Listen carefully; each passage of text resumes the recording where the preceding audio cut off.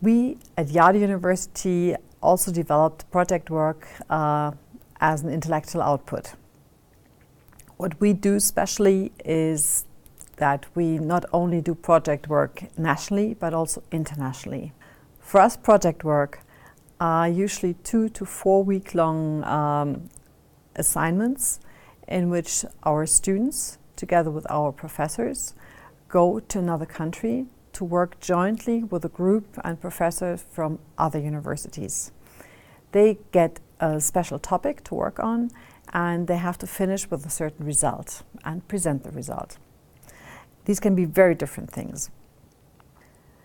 They not only learn how to manage a project self-responsibly, but in an international context, they also improve their language skills, they improve their intercultural skills, and they get many new experiences which empower them to do more international projects in the future. A typical project work looks like a teacher giving an assignment, saying, look, we're working on a certain kind of topic, and then the students have to develop the whole project management. They have to think from the beginning till the end about the project. They have to set up the timeline, they have to set up the questions, and they have to set up the aims and the way to present the project. And this is done as a preparatory phase. Then the students actually travel to partner universities, and then they get together with students from other universities. They get to know each other. They build international teams, and then they work on their project topics jointly. Usually they have subtopics, so it's not a big group, everybody works on everything, but they have set sub-projects which they combine so that at the end they have a proper target and a proper aim. Let me give an example. We have our architecture students who work on building in tropical countries and the usage of original material. So they study beforehand on several materials, as for example on clay. They develop their own project in the sense of what kind of building material do we need, how can we set up a house, how can we construct it.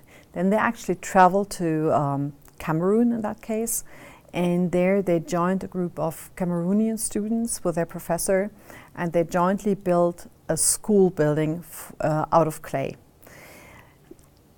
Coming back to Germany, they presented this project to other architecture students. And this is something which was really exciting, because the students did very much hands-on work. They developed it self-responsibly. They improved their language skills. They improved their intercultural skills, because I can guarantee you it's not easy to work together with African students, because they have completely different attitudes and how things have to be done. And it also helped our students a lot to learn how buildings have to be organized in Cameroon as opposed to Germany. So they learned a lot, and I think this project was much more inspiring than 2 or 3 semesters sitting in the classroom in the lecture hall, just being told how you can build houses out of clay. We have similar projects, like engineers or IT students. They jointly develop apps with French students. We had German and American students working on an intelligent house, how to program a house that it heats itself to a certain time or whatever. So there are all kinds of different ideas which can be put into practice.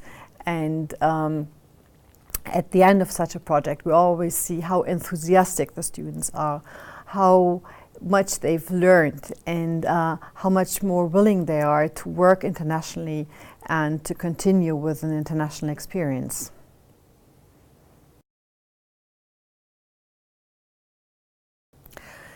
For successful project work, you need many factors. First of all, the leadership is very important. You need rectors, presidents of institutions who actually support this kind of teaching, who support internationalization and who support project work. Secondly, within the institution you have to have something like an international office which supports the organizational part, like getting the funding for such kind of projects, and maybe helping setting up relationships to other partners in the European Union or worldwide. Thirdly, you need enthusiastic teachers who are actually willing to give up their role as a lecturer and to hand over responsibility to the students, because they are the ones who actually have to work and to find out what is needed to make a project successful. So we are talking about a role change away from a standard traditional teacher to a coach.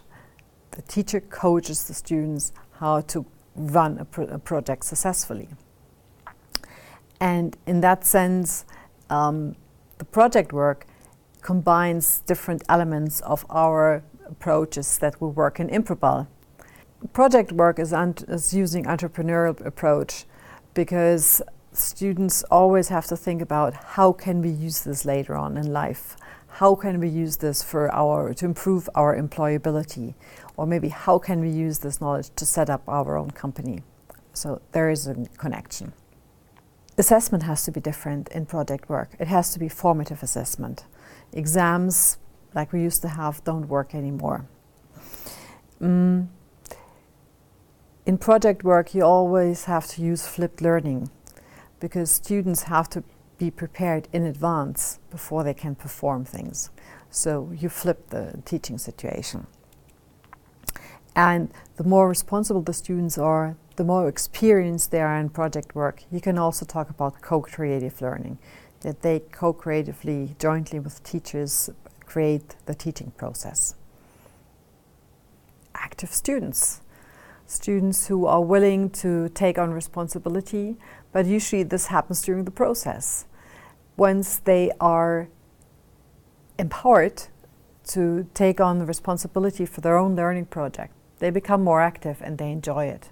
And from our experience, students who have once done project work, they always want to do it again, especially the international projects.